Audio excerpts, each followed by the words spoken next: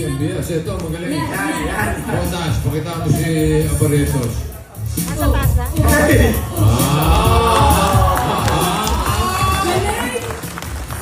Nakakita mo? Iba din. Pala. Nagmana po ako kay Raisa. Pero sir, mamaya meron pa kami yung...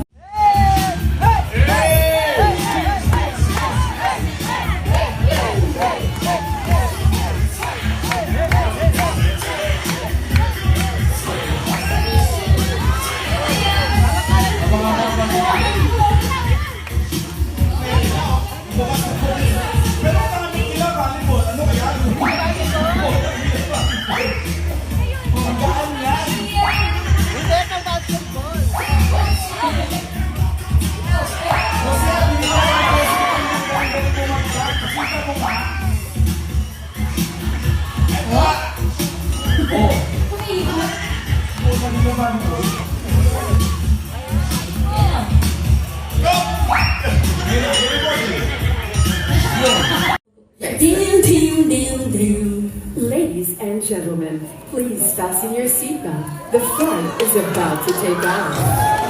Alam niyo na!